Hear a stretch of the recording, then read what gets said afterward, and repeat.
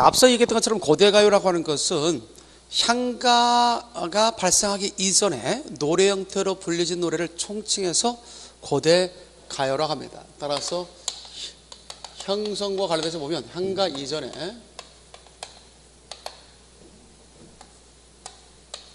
노래 형태로 불린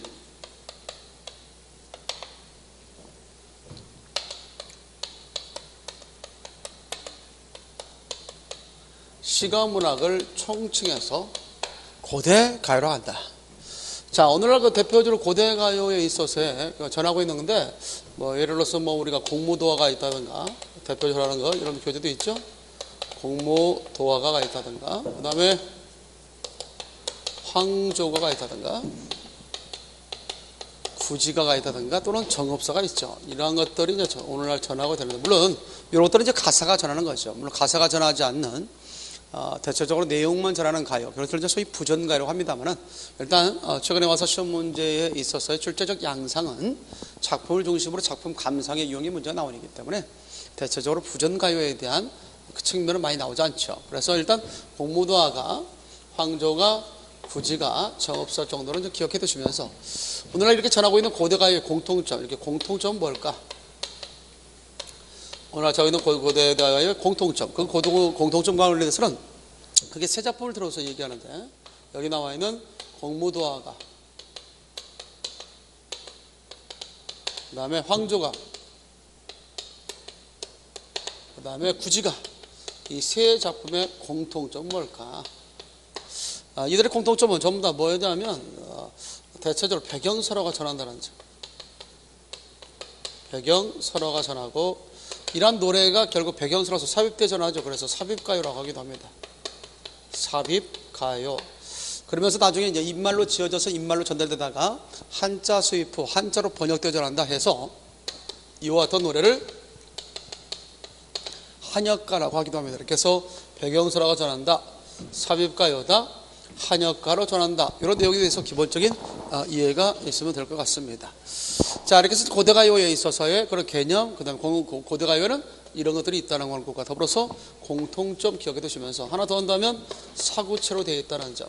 가끔 시험 문제 가운데 이들 작품을 주어진 상태에서 이들 작품의 공통점으로 볼 수 없는 것은 뭐냐, 이런 식의 문제가 시험 문제 출제되기도 하죠. 따라서 여러분 교재 601페이지 보면 거기에 설화와 함께 이름만 전하는 고대가요이죠. 이걸 소위 이걸 부전가요라고 얘기하는데, 거기는 도설과 원사, 회소곡, 치술연곡, 대학, 목주가가 있다. 혹시 시험 문제 가운데 다음 중 가사는 전하지 않고 내용만 전하는 고대가요가 아닌 것을 찾아라. 1번 회소곡, 2번 치술연곡, 3번 대학, 4번 공무도화 하면 공무도화가 이렇게 답을 해주면 되겠죠. 따라서 우리가 잘 알고 있는 거기에 주요 작품에 대한 이해를 갖다 하면 되겠는데, 일단 우리가 가장 기본적으로 시험에 나올 수 있는 것 중에서 고대가요 가운데 공무도화가가 있다, 공무도화가가 있다면 공무도화에서의 초점 뭘까? 여기서 공무도화 할 때 이 하자가, 도자가 건널 도자고 이때의 하자가 강하자가 되거든요. 강하자. 이 강이라는 것의 의미가 뭘까? 결국 여기서 우리가 기억할 수 있는 것이죠. 하나 더 기억한다면 배경설화가 있다는데 관련 설화 속에서 언급되어지는 인물은 뭘까? 교재도 잠깐 얘기했습니다만 여기에 등장하는 인물 가운데 이제 광리자고라고 하는 사공이 나오고요. 광리자고, 그렇죠? 광리자고. 그 다음에 그 광리자고의 아내 여옥이라는 여자가 배경설화 속에 등장하게 되죠. 이 광리자고가 원래 사공인데, 이른 새벽에 아침에 배를 손질하기 위해서 강가로 나가다가 한 하얀 머리를 산발한 미친 사나이가 술을 마시며 강으로 들어가고 있는 모습을 보는데, 그 백수광부라고 하는, 그래서 한마디로 백수광부라는 것은 하얀 머리를 산발한 미친 사나이, 그 아내가 또 따라요. 거기에 또 아내가 나옵니다. 그 아내가 자꾸 그 남자에게 강으로 들어가지 말라고 만류하는 거예요. 그러나 그 남자는 그것에 아는 것 없이 강물로 들어갔고 이내 사라지게 되죠. 자, 망연자실한 이 아내가 강가에 걸터 앉아 품속에서 공우라는 악기가 있어요. 그 당시 현악기인데 이 공우라는 악기를 꺼내서 노래를 불렀는데 그 노래가 상당 부분 구슬펐죠. 처음부터 끝까지 그 장면을 목격한 광리자고 한참 노래를 듣다가 그 여인이 노래를 끝내더니 강으로 뛰어들어 같이 남편의 길을 따라가게 됩니다. 황급히 집에 돌아와서 그 사실을 자기 아내 여옥에게 이야기해 주자 이 여옥 또한 그 상황과 그 여인네가 불렀다는 노래를 생각하면서 노래를 부르게 되는데 그 노래가 상당히 구슬펐다고 그래요. 그러다 보니까 그 옆집 여자가 이 노래를 갖다가 따라 부르게 됐고, 그러다 보니까 또 그 옆집 여자도 그 내용을 또 따라 부르게 됐죠. 그러다 보니까 그 노래가 전국적으로 퍼지게 됐고 급기야 중국에까지 알려진 노래가 바로 공무도화가라고 알려져 있다라고 할 수 있죠. 어쩌보면 우리나라 최초의 한류 열풍을 몰고 온 노래가 바로 공무도화가가 아닌가. 그 당시 상당히 유명했던 모양입니다. 그러다 보니까 이 노래를 지금도 중국에 있어서는 자기들의 노래라고 이렇게 억지 주장을 또 하고 있는 것도 사실이죠. 혹시라도 심리 가운데 중국에 있어서 자기 노래라고 억지 주장을 펴고 있는 노래는 뭐냐 그러면 공무도화가 이렇게 할 수 있어야 되겠죠. 자, 그래서 또한 이렇게 광리자고 백수강부 이런 말도 안 하면 이거는 공무도화가구나. 공무도화가에서 한 문제만 내라. 여러분들 교재 보니까 공무도화, 공경도화, 타하이사, 당내, 공화라만에 나오고 있죠. 그래서 여기서 한 문제만 내라 하면 이 강의 의미가 뭐냐. 제일 처음에 공무도화 니마 강을 건너지 마라고 할 때 이때 강이라고 하는 것의 의미는 나의 사랑을 버리지 마라 라는 의미로 쓰이는 것이고요. 두 번째의 강. 그런데 그 끝내 님은 강을 마침내 건넜죠. 공경도화. 강을 건넜다는 것은 님과 나 사이에 강이 가로막혀 있다는 점에서 볼 때 이별을 의미하는 거죠. 그런데 그 강에 또한 여인네라는 여인네도 죽었지만 남편이 어때요? 몸을 던져 죽게 됐죠. 그러니까 또한 죽음을 의미하도 한다는 것. 자, 그러니까 결국 이 강이라는 의미는 거기 세 가지, 사랑, 이별, 죽음의 의미를 갖고 있다. 그래서 이런 것들이 물이 갖는 일단 일종의 상징적 의미, 원초적 의미라 볼 수 있겠죠. 그래서 물이 갖는 이런 원초적 상징성을 들어서 이별의 아픔을 노래하고 있는 작품이 뭐냐 시험이 나면 공무도화가다. 더러는 시험 문제 과거에도 이런 공무도화에서 각각 강하자 세 개 해놓고 각각의 이것의 의미를 순서대로 옳게 매기만 것은 뭐냐 그랬을 때 사랑이다, 이별이다, 죽음이라고 하는 것이 답이었다는 사실도 알고 있으면 되겠죠. 따라서 이런 정도 기억을 좀 해보면 되겠고, 마지막 부분에 보면 당내 공하라 그대를 어찌할 거나 나타난 시적화자 정서. 이제는 남편이 물에 빠져 죽었어요. 이제 더 이상 뭡니까? 이 세상 이승에서 저승에 간 자를 어떻게 할 수 없잖아요. 그러다 보니까 체념의 정서. 마지막 혹시라도 심리 가운데 공무도가의 네 번째 행에 나타난 시적화자의 정서는 뭐냐 그러면 체념적 정서 또는 그와 같은 정서를 갖고 있는 걸 찾으라면 체념적 정서를 찾는 문제다라는 것도 아울고 갖고 있어야 되겠습니다. 그래서 이게 공무도가의 그래서 악곡명은 또 뭐라고 하느냐? 악곡명은 공우라는 악기를 뜯으면서 불렀다 해서 공우인. 그래서 여기서 공무도가의 악곡명은 공우인이라는 것과 본래의 작자는 누구냐? 원래 작자는 백수강부의 아내, 그래서 백수강부의 처가 원작자고 이것을 갖다가 개작했다 볼 수 있는 것이 바로 여옥이다. 광리자고의 아내다라고 얘기할 수 있겠죠. 그 이웃집 여자 이름은 여용이었어요. 여용. 그리고 또 그 옆집 여자 불렀고 그 옆집 여자 불러서 끝내는 어디까지 갔다? 중국에까지 전하게 됐던 노래다라고 할 수 있습니다. 자, 그다음 공무도가의 출전은 뭘까? 공무도가 출전은 해동 역사에 전한다는 점. 공무도가 출전은 해동 역사에 전한다. 이런 정도의 가벼운 이해를 해두면 되겠습니다. 자, 제처럼 되겠죠. 시대는 언제 시대? 시대까지 알아둘까요? 시대는 가장 오래전의 노래죠. 고조선의 작품. 고조선 때의 작품이다. 이렇게 얘기할 수 있습니다. 자, 두 번째 이제 우리가 기억할 수 있는 작품이죠. 이건 1번이고 2번과 관련해서 얘기할 수 있는 게 이제 황조가가 있습니다. 황조가. 자, 황조가는 어떤 때의 작품이냐? 일단은 이제 우리가 기억할 수 있다면 고구려 때의 작품이죠. 고구려 때의 작품이다. 자, 고구려 제2대왕 하면 누가 생각납니까? 그렇습니다. 유리왕이죠. 자, 고구려 유리왕입니다. 유리왕, 고구려 제2대왕 유리왕 때 유리왕이 지은 작품이거든요. 유리왕 때 유리왕이 지은 작품이다 라고 얘기할 수 있습니다. 따라서 오늘날 전하고 있는 고대가요 가운데 유일하게 고대가요 가운데 유일하게 작자와 연대를 알 수 있는 작품. 작자와 연대를 알 수 있는 작품입니다. 언제 누가 지어졌느냐? 라는 것을 알 수 있는 유일한 작품, 고대가요 가운데 유일한 작품은 바로 황조가다라고 할 수 있습니다. 여기서 이제 한 문제만 내라라고 하는데, 일단 보기 전에 이것도 역시 관련 설화와 관련돼서 한번 제시해 볼 필요가 있겠네요. 관련 설화. 여기에 관련 설화와 관련돼서 보면 옛날에 유리왕이 있었는데, 그 유리왕에게는 아내가 있었어요. 송씨라는 아내가 있었습니다. 송씨라는 아내가 있었는데, 그 송씨가 그만 1년도 되지 않아서 병사하게 됩니다. 송씨가 병사하게 되자, 그래서 아타르는 왕비의 자리를 그냥 공소로 내둘 수가 없었죠. 그래서 이 자리를 갖다 대신해서 그 당시 치라는 여자와 화이라는 여자, 자, 이렇게 치와 화이라는 두 여자를 넣었는데, 이때 화이는 대체적으로 골천지방, 고구려 지방의 한 여자였고요. 치라는 것은 당시 한나라의 그러한 여인이었었습니다. 아무래도 여자 정치적으로 정력적으로 결혼한 것이 치가 되겠죠. 자, 유량이 잠시 궁궐을 비운 사이에 그만 치나 화이가 결국 평소에도 사이가 좋지 않아서 멀리 동궁과 서궁을 지어 떨어져 살게 했는데, 이때 결국 유량이 없는 걸 봐서 둘이는 싸움을 갖다 하게 됐고, 그로 인해서 결국 모욕을 느낀 치는 제 본고로 돌아가게 되죠. 뒤늦게 그 사실을 한 유량이 결국 그를 찾고자 갔지만 이미 국경을 넘고 없는지라 혼자 돌아오다 나무 아래에 있다 자기의 그런 외로운 처지를 갖다가 부른 노래가 황조가다 이렇게 알려져 있거든요. 그런 점에서 황조가 역시 앞서 지어진 자료처럼 이별의 정한, 이별의 정한이다 라는 점에서 공통점이 있죠. 자, 그러면서 한 문제만 내라 라고 했을 때 가장 중요한 게 황조가는 여기서 꾀꼬리가 상당히 중요합니다. 황조가 꾀꼬리죠. 꾀꼬리에 있어서의 그런 어떤 기능, 꾀꼬리의 기능과 관련돼서 얘기할 수 있죠. 여기서 꾀꼬리의 기능은 시적자와 더불어서 얘기할 수 있죠. 시적자에게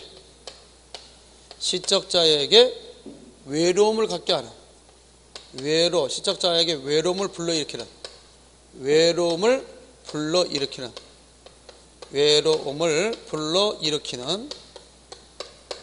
자, 이렇게 알 수 있어요. 꾀꼬리라는 것은 시적자에게 외로움을 불러일으키는 그런 정서, 환기의 매개체, 정서, 환기의 매개체로서 이해될 수 있겠다.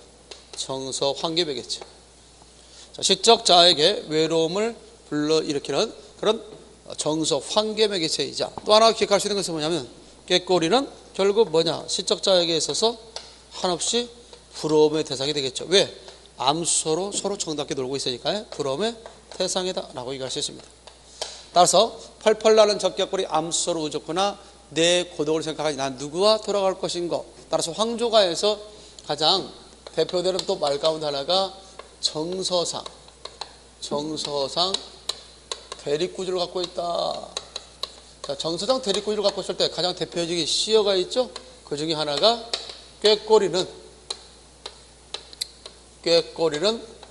의좋다라고 하고 있죠. 암수가 의좋다, 의조할 의죠. 그 다음에 두 번째 시적자 자신은 홀로 염하지도, 내 고독을 생각하니죠. 염하죠, 독이죠. 이렇게 해서 꾀꼬리와 시적자 이와 같은 정서상 대립구조를 갖고 있다. 그러면서 꾀꼬리의 기능에 대해서 물어봤을 때, 꾀꼬리는 시적자에게 있어서 외로움을 불러일으키는 뭐의 매개체? 정서, 환기의 매개체가 된다라고 얘기할 수 있습니다. 우리가 옆에 애인이 없는 것에 대해서 크게 불편함이 없다가 어느 날 공원에 갔는데, 거기에 연인끼리 서로 이렇게 어때요? 사랑의 어떤 몸짓들을 하고 있는 모습들을 보면 괜히 그 옆이 허전하게 느껴지는 경우가 혹시 있었던 경험 있습니까? 그런 것들, 이런 것들이 이제 하나의 정서 환기의 매개체. 가만히 있다가도 이렇게 비가 왔을 때 그 비에 의해서 또 그런지 어떤 외로움이나 그리움이 또 모락모락 피어오를 때 있죠. 이런 것들이 정서 환기의 매개체라고 얘기할 수 있습니다. 자, 이렇게 해서 황조가 기억해 두시고, 이 황조가는 오늘날 전하고 있는 고대가요가인데 유일하게 작자와 연대를 할 수 있는 작품이다 라고 이렇게 생각하면 되겠습니다. 자, 그 다음에 우리 하나 더 배워야 할 것 중에 하나가 구지가에 대한 이야기. 세 번째로 이제 구지가인데, 이 구지가는 대체로 신라시대 때 지어진 노래인데, 요거는 누가 지었냐면 대체적으로 국왕과 그의 백성들에 의해서 지었다. 국왕과 그의 백성들에 의해서 지었다. 오늘날 전하고 있는 고대가요는 대부분 이와 같이 어떤 형태일까요? 오늘날 전하고 있는 고대가요는 대체적으로 작자 미상일까요? 작자 확실히 밝혀졌을까요? 작자 미상이자 표명했다. 그러면서 이 고대가요 형태로 하나 여기다 써놓을까요? 자, 구지가 보기 전에 하나 써놓는다면 고대가요에 있어서 두 가지 형태가 있습니다. 고대가요의 두 가지 형태. 자, 미리 좀 썼으면 여러분들이 좀 판사할 때 더 좋았을 텐데요. 그렇죠? 어쨌든 좀 기억해 두시고요. 두 가지 형태는 하나는 뭐냐면 대체로 집단 서사가요가 있다. 집단 서사가요가 있다는 거고, 하나는 개인 서정가요. 하나는 개인 서정가요가 있다는 점. 자, 이렇게 집단 서사가요와 개인 서정가요가 있다. 자, 그래서 고대가요에 있어서 시험 문제를 기다릴 수 있겠죠. 고대가요에 대한 설명을 잘못된 것은 뭐냐 할 때, 고대가요는 집단 서사가요만 전한다. OX, X. 또 개인 서정가요만 전한다. X, OX, OX? 자, O냐, X냐. 결국 집단 서사가요만 전한 것도 아니고 개인 서정가요만 전한 것도 아니죠. 집단 서사가요에서 가장 대표인 것은 우리가 구지가가 있죠. 물론 이제 구지가의 안류 작품이라고 볼 수 있는 해가 또는 해가서라고 하죠. 그것도 있다는 것과 개인 서정가요로서 가장 대표인 것은 여러분들 있죠. 공무도화가다. 그 다음에 황조가, 공무도화가, 황조가, 그 다음에 정업사까지. 이것들이 이제 우리가 대표적인 개인 서정가요라고 볼 수 있겠죠. 따라서 오늘날 고대가요에 대한 설문을 선택한 선문할 때 오늘날 고대가요는 개인 서정가요만 전한다 하면 맞아 틀려? 틀려요. 집단 서사가요만 전한다. 맞아 틀려? 틀려요. 이런 부분에 대해서 주의를 좀 하도록 수 있어야겠다. 그렇다면 구지가 같은 경우는 개인 서정가요다, 집단 서사가요다? 그렇습니다. 이것은 집단 서사가요가 되는 거죠. 집단 서사가요. 그래서 대청시현제력 구간을 족장들입니다. 족장, 9족장들이 결국 한 나라의 대응이 될 수 있는 강력한 국가가 있기를 소망했고, 그들이 연합을 했긴 했지만 그들에 있어서 그런 연합한 하나의 국가를 형성했을 때 그를 지도할 수 있는 왕이 있어야 되겠다. 누가 왕이 할 것이냐, 이런 부분에 대해서 이제 하늘의 뜻을 묻고자 제사를 지냈는데, 그때 하늘에서 음성이 들리기를, 여봐라, 너희들의 그런 간절한 기도가 있어서 하늘로부터 너희들의 왕이 되라고 부르는 사람이다. 만약에 너희들이 다음과 같이 땅을 파면서 내가 부르는 노래를 따라 부르게 되면 너희들이 소원하는 바를 얻을 수 있을 것이다 합니다. 그러고 나서 이제 그 시키는 대로 땅을 파면서 들렸던 음성, 구하 구하 수기현야 약불현야 번작기각이라. 거북아 머리를 내놓으라. 너 만약에 내놓자라면 내 너를 구워머리라. 이런 노래를 하게 되는 거죠. 자, 그런 노래를 하자 하늘에서 괴짝이 내려왔고, 그 괴짝을 열어보니까 6알이 황금알에 담겨져 있었고, 그 6알 가운데 첫째 알에서 부화되어 사내아이가 탄생하게 됩니다. 그 사내아이가 장차 자라매 그 사내아이가 뭐가 됐어요? 그렇죠. 가락국을 건설한 김수로왕이 됐다는 겁니다. 따라서 이렇던 구지가는 뭐와 관련되느냐? 관련 설화적인 측면에서 보면 이거는 소위 김수랑 탄생설화, 김수랑 탄생설화와 관련되었다라는 것도 하나 더고요. 또 다른 말로는 건국신화, 가락국 건국신화와 관련되었다라고 이렇게 이해할 수 있습니다. 이렇게 해서 우리가 집단 서사가 형태면서 관련 설화로서는 김수랑의 탄생설화, 그 다음에 가락국 건국 신화와 관련됐다라고 하는 것도 아울러 생각해 두면 되겠습니다.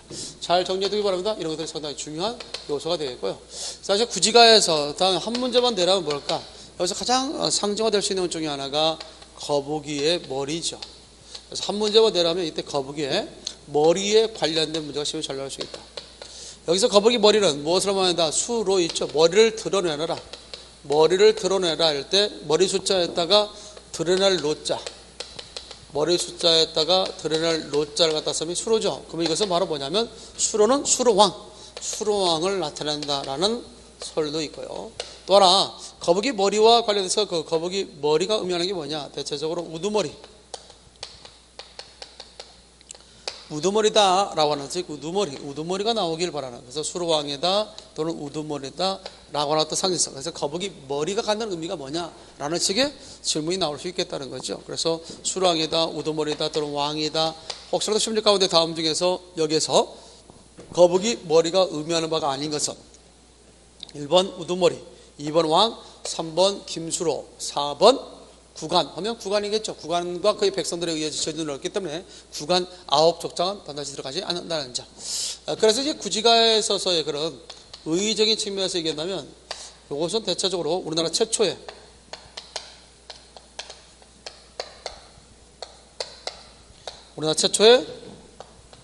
주술적 노동요다. 약간 협박이 있죠. 위협적인 요소. 그래서 주술적 노동, 땅을 파면서 불렀기 때문에 민요적 형태로 본다면 노동에 속합니다. 따라서 우리나라 최초의 주술적 노동요다라고 얘기할 수 있는 거고, 거기다 또 하나의 의의를 갖다 본다면 얘기할 수 있죠. 설화적 요소를 지닌,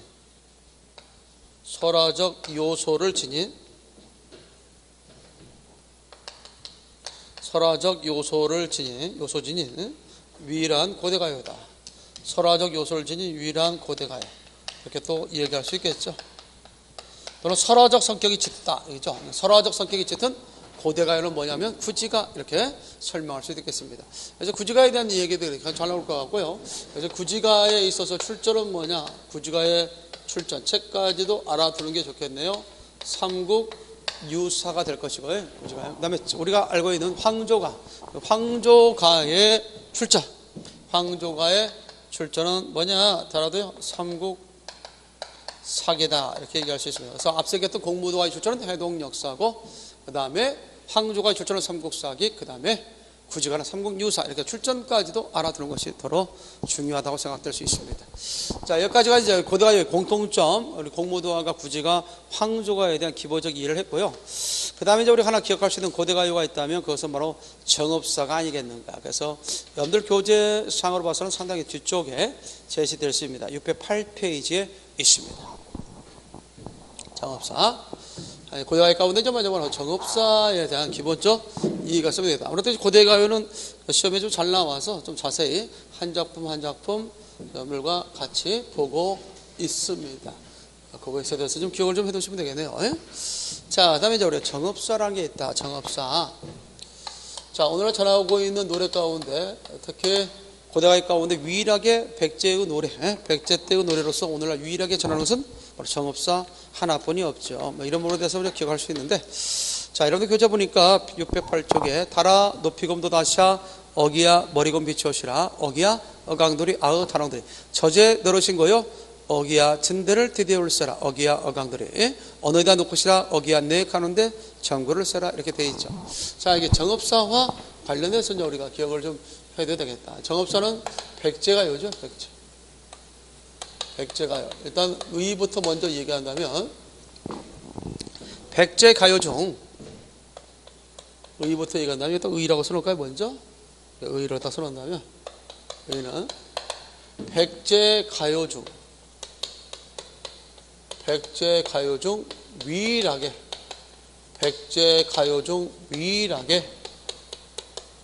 작자와 연대를 알 수 있는, 잘못을 해도 뭐라고 쓸 수 있을까요? 백제가요 중 유일하게, 미안합니다. 백제가요 중 유일하게 가사가 전하는 노래. 백제가요 중 유일하게 가사가 전하는 노래. 잠시 딴 생각을 했던 모양이군요. 자, 백제가요 중 유일하게 가사가 전하는 노래는 뭐냐? 그렇다면 뭐다 시작? 정업사다. 이렇게 생각해 볼 수 있습니다. 그래서 백제가요 중 유일하게 가사가 전하는 노래다. 이렇게 생각하면 되겠고, 더불어서 이제 기억할 수 있는 가운데 또 하나 의의가 있다면 한글로 기록되어 전하는 노래 가운데 가장 오래된 노래. 그래서 최고의 국문가요. 그래서 최고라고 하는 것은 한자적으로 봤을 때 어떻게 써느냐? 최고, 가장 오래됐다는 거죠. 최고 국문 기록가도이다. 최고의 국문 기록 가요다라고 하는 것도 아울러 기억하면 되겠죠. 자, 그러면서 정업사에 있어서의 내용적 구성은 어떻게 될 것인가? 자, 정업사의 내용적 구성과 관련해서 더러 출제가 될 수 있는데, 자, 이때 가장 대표적으로 나올 수 있는 것 중에 하나가 뭐냐면 시어적 연구이죠. 달이라고 하는 게 나오죠. 달. 이 달화. 이 달의 의미는 천지신명. 달림이시여 높이 높이 돋아샤. 일단 어휘적인 측면에서 기억해야 되는데 높이 곰이라고 하는 거 있죠. 높이라는 부사, 높이라는 것이 이제 품사로서는 부사가 됩니다. 높이가 품사로서는 부사죠. 부사. 높이에다가 뭐가 만나다 곰이죠. 곰. 이때 곰은 강세 보조사. 이때 곰은 강세 보조사. 그래서 높이 높이라는 뜻이죠. 그래서 우리가 해석을 한다면 이것은 오늘날 높이 높이라는 뜻으로 이해됩니다. 높이 높이 돋아샤 머리곰 비추시라라고 이해되어 있지 않습니까? 그래서 머리곰 역시도 마찬가지입니다. 머리곰 역시도 머리 있죠? 이게 또 머리가 부사거든요. 자, 여기다가 곰이 들어가죠. 이때 곰도 역시 강세 보조사가 되었다. 그래서 해석상 멀리 그렇게 해석하면 되겠습니다. 강세 보조사. 그래서 멀리 비추샤. 비추사 이겠죠? 비추사. 자, 그렇게 되겠죠? 비추시라. 아으 다라운들이 후렴구 저제 너러신 거예요. 저제라는 말이 있죠. 저자. 이 저자라는 말이는 저자라는 것은 시장입니다. 시장. 저자 시할 때 시장. 저자에 가 계신가요? 애기야 진대를 들으셨다. 이때 진대. 상당히 중요한데 이때 진대라는 부분과 관련해서 생각해 되어야 할 것 가운데 이때 달과 대립되는 부분이죠. 달과 대립되는 시어를 찾으려고 하면 여기 부분에 진대를 찾으면 돼요. 자, 이때 달이라는 것이 대체적으로 어떤 의미를 갖는다면 그렇죠. 광명사상, 광명함, 광명을 상징한다. 광명, 그렇죠? 밝음을 상징하잖아요. 밝음. 을 상징한다면 대체로 정의로움을 또 상징하기도 하고요. 그런데 진대는 어두운 거죠. 어두운 곳으로서 이해된다. 어두운 곳 그러면서 이때의 진대라고 하는 것은 위험한 것도 될 수 있죠. 진대는 위험한 것 이런 식으로 해서 우리가 생각을 해 둘 수 있습니다. 진대 그다음에 어두운 곳 그다음 뭐가 있다지 위험한 것 이런 식으로 해서 우리가 진대에 대한 기본적 이해가 있어야 되겠다. 그래서 어두운 곳, 위험한 곳 이렇게 해서 생각을 좀 해 두면 되겠습니다. 야, 그런 것들이 시험 문제 도로 출제가 될 수 있겠죠. 잘 알아요? 자, 진대를 디데올세라 할 때 디데올세라 이것도 역시 이제 우리가 좀 문법적으로 디데올세라 했죠. 그래서 사변모음 요에다가 이모말에 사변모음 요어 형태를 쓰죠. 그 다음에 리얼세라 이 어미가 상당히 중요한데 리얼세라 이 리얼세라는 어떤 어미로서 많이 쓰느냐 의구형어입니다. 리얼세라 의구형어입니다. 또는 다른 말로 이것을 경계형어입니다. 의구형어입니다. 또는 경계형어입니다. 이렇게 해석하죠. 그래서 해석할 때는 뭐뭐할까 뭐 이렇게 해석하면 됩니다. 뭐뭐할까 두렵구나. 뭐뭐할까 두렵구나 이런 식으로 이해해두면 되겠죠. 그래서 뭐뭐할까 두렵구나 디디올까 두렵구나 라는 의미로서 이해됩니다. 자, 그런 건다 언어가 놓고서나 내 가는데 점글을 써라. 이때 점글을 써도 마찬가지겠죠. 점글다 기본형이 점그다. 그 다음에 뭐가 들어갔다? 점글세라. 그래서 리얼세라. 자, 점그다 나라면 저물다라는 뜻이겠죠. 그래서 이것도 역시 저물까 두렵구나. 저물다라는 뜻입니다. 저물다. 자, 이렇게 내용적 구성이 되는데요. 그래서 이제 이것은 어떤 내용을 담고 있냐면 결국 행상 나간 남편이 결국 이제 행상 나가기 때문에 여러 날 집을 비웠겠죠. 그런 입장에서 이제 아내는 그런 남편에 대한 걱정이 있을까요, 없을까요? 있겠죠. 그러다 보니까 오늘쯤이면 이제 장을 마치고 돌아온 날인데 그런 돌아오는 길에 밤길에 혹시 해를 당하지 않을까. 이 날이 어두운다는 것은 결국 두려움의 대상이 될 수 있는 것이고요. 또 하나는 남편의 입장에서 보면 집에 혼자 있을 아내가 이 밤중에 혹시 해를 당하지 않을까라는 두려움, 그것들이 걱정이 있었겠죠. 그렇기 때문에 이런 내용들은 결국 아내의 입장에서나 남편 입장에서나 전부 다 봉이 둘 다 뭐 한다는 거죠. 걱정의 마음을 갖고 있다는 거죠. 그래서 마중을 나가는 남편이든 아니겠습니까? 아내든 아니면 돌아오는 귀갓길에 있는 남편이든 다 같이 다 걱정. 밤이라는 것은 걱정을 갖게 하는 때다라고 얘기할 수 있죠. 그래서 거기 밑에 우리가 보면 내라는 말이 나오죠. 내라고 하는 것은 나 다음에 받침없는 모음음절 내 붙는 주격사 이를 썼는데요. 이때 내라고 하는 것은 단순히 이 작품 속에서 시적자 자신만 나타나는 것이 아니라 이때의 내라고 하는 것은 시적자에다가 남편까지 아울러 나타나는, 아무래도 걱정한다라고 하는 것은 남편이나 아내나 둘 다 부부간의 일심동체로서 걱정의 대상이 되지 않겠는가, 그런 점에서는 이런 내용들이 연결될 수 있지 않느냐 봅니다.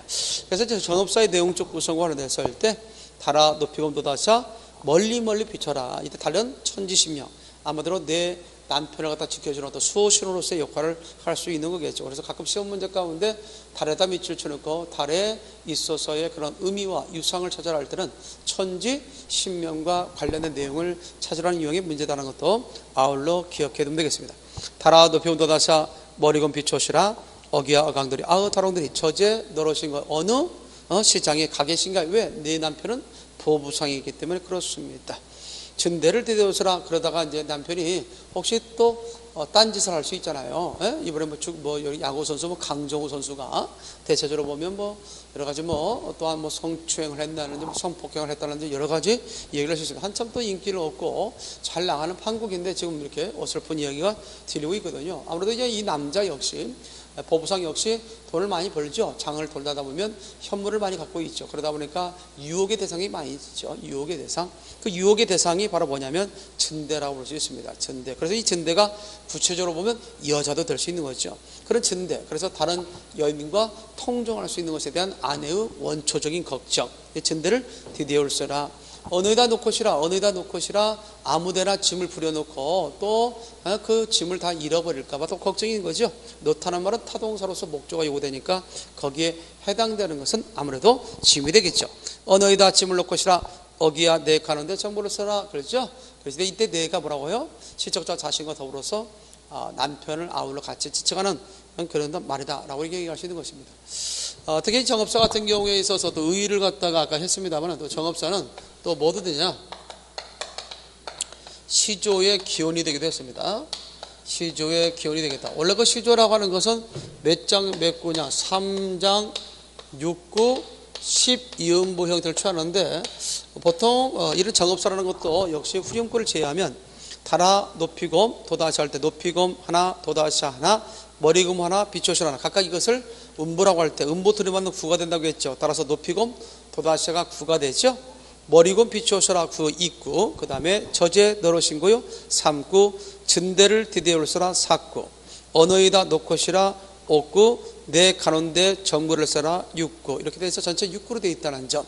그래서 이 구 둘이 만나면 장이 되니까 전체 3장 6구 형태를 취한다는 점에서 뭘로 볼 수 있다? 그렇죠. 시조의 기원으로 볼 수 있다라고 정리해 볼 수가 있겠습니다.